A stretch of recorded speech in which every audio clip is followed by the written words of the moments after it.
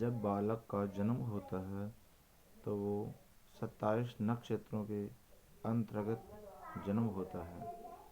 27 नक्षत्रों में अपन के भारत में 5 नक्षत्र, किंतु एक रेवती नामक नक्षत्र भी अब मानने लग गए हैं। तो कुल मिला के 6 नक्षत्र बालारिष्ट यानी अशुभ मानते हैं। उन अशुभ नक्षत्रों में जन्मे हुए बालक का शांति पाठ, शांति हवन करवाना अनिवार्य होते हैं।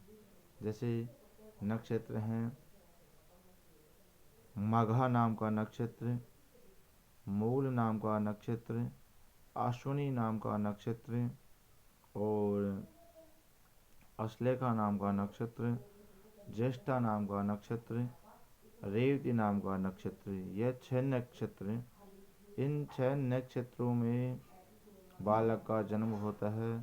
तो उन नक्षत्रों में हमें मूल शांति कराना अनिवार्य होता है। मूल शांति नहीं करवाने पर बालक के माता पिता को, बालक को शारीरिक आयु में नुकसान होता है। अतः उसमें जिस नक्षत्र में बालक का जन्म होता है, इन 6 गंडांत नक्षत्रों में जिस बालक का जन्म होता है, उन 6 नक्षत्रों में वो अगले 27 दिन में, यानी 27 दिन के बाद में जब वो नक्षत्र आता है, तो उन नक्षत्रों में उस बालक के प्रति पूजा पाठ, शांति पाठ अवश्य कराना चाहिए। जैसे बताया गया कि मघा नक्षत्र में जन्म होता है तो मघा का पाद फल होता है। प्रथम पाद में उत्पन्न हो तो माता या नाना के पक्ष में हानि होती है। यदि मघा के द्वितीय पाद में जन्म हो तो पिता को भय, और तीसरे पाद में जन्म हो तो शुभ रहता है।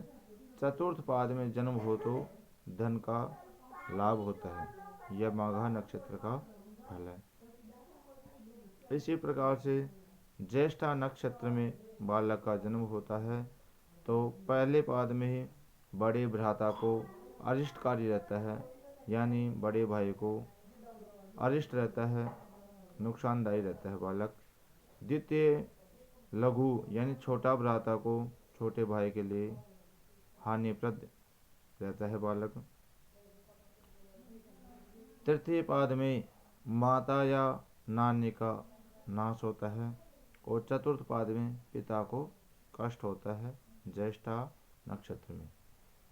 अभी इसी प्रकार से अश्विनी नक्षत्र में जन्म लेने पर प्रथम पाद में जन्म हो तो पिता को कष्टकारी होता है।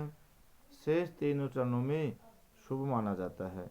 अगर अश्विनी के पहले चरण में जन्म होता है बालक का तो वो पिता के लिए अरिष्टकारी होता है, और शेष 3 चरणों में बाकी श्रेष्ठ माना जाता है, शुभ माना जाता है। इसी प्रकार से अश्लेषा नक्षत्र में प्रथम चरण में शुभ रहता है, दूसरे में पिता के धन का नाश होता है, तीसरे में सास या माता का नाश होता है, चतुर्थ चरण में पिता को कष्टकारी होता है अश्लेषा नक्षत्र में। इसी प्रकार से रेवती नक्षत्र में जन्म हो बालक का तो रेवती नक्षत्र में प्रथम चरण में यानी पहले पाद में और द्वितीय और तृतीय चरण में जन्म हो तो शुभ, किंतु चतुर्थ चरण में ग्रह में भय और कष्टकारी होता है। रेवती नक्षत्र में जन्म होता है तो रेवती नक्षत्र के प्रथम, द्वितीय और तृतीय चरण में जन्म हो तो शुभ माना जाता है, किंतु चतुर्थ चरण में अगर जन्म होता है रेवती नक्षत्र के चतुर्थ चरण में तो ग्रह में भय और कष्टकारी होता है।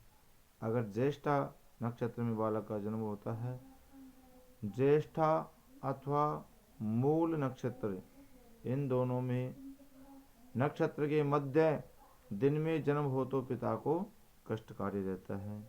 ज्येष्ठा अथवा मूल नक्षत्र में जन्म होने पर नक्षत्र के मध्य दिन में जन्म हो तो पिता को कष्टकारी रहता है। मूल अथवा अश्लेषा नक्षत्र में जन्म के मध्य रात्रि में जन्म हो तो माता को कष्ट होता है। इसी प्रकार से रेवती अथवा अश्विनी नक्षत्र के मध्य संध्या में जन्म हो तो अपने शरीर का कष्ट करता है।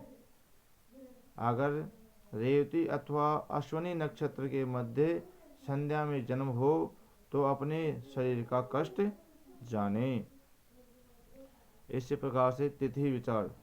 दोनों पक्षों की पंचमी तिथि, दसवीं तिथि, पूर्णिमा और अमावस्या की अंतिम गठी जन्म होना अरिष्टकारी माना जाता है।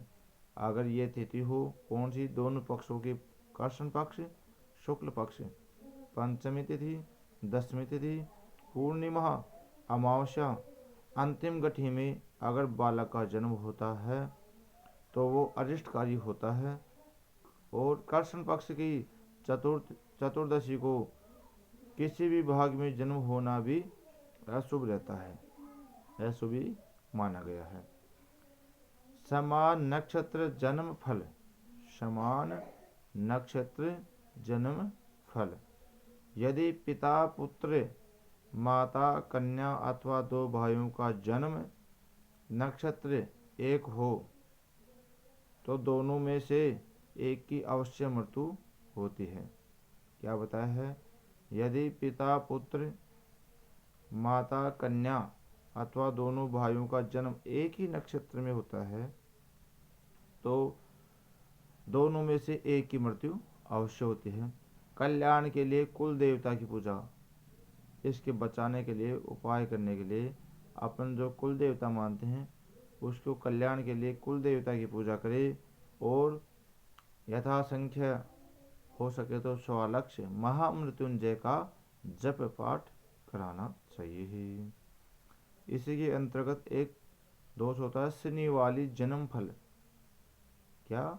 शनि वाली जन्म फल। शनि वाली उसे कहते हैं कि अमावस्या जन्म के अनंतर कुछ गठी बाकी हो, अर्थात चंद्र की कुछ कला दृश्यमान हो और ऐसी अमावस्या में बालक का जन्म हो अथवा घर में गौ, भैंस, घोड़ी आदि पशु प्रसूति हुई हो तो धन हानि, अपयश आदि व्यय होता है शनि वाली जन्म में। इसी प्रकार से एक कुहू जन्म फल होता है। तो कुहू जन्म फल क्या होता है? वो इस प्रकार से है कुहू जन्म फल। कुहू जन्म फल उसे कहते हैं जब चंद्र की कला बिल्कुल नष्ट हो जाए और अर्थात अमावस्या का अंत समय हो, उस समय में बालक का जन्म या पशु जन्म हो तो अधिक अरिष्ट फल होता है। इसका धर्म शास्त्र के अनुसार शांति विधान अवश्य करवाना चाहिए। व्यतिपात, वेदृति, परिघ, मृत्यु योग, दग्ध योग, भद्रा संक्रांति, सूर्य या चंद्र ग्रहण, शूल योग, व्याघात, गंड, वज्र, क्षय तिथि, महापात, क्रांति साम्य, 6 मास आदि कुयोगों के जन्म लेने वाले बालक जन्मे तो अरिष्ट शांति के लिए विधान से आयु आरोग्य प्राप्त होता है। अर्थात इन गंडांत नक्षत्र में जन्म होने पर बालक को शांति पाठ, शांति हवन कराना अनिवार्य है। जय श्री महाकाल। ओम नमः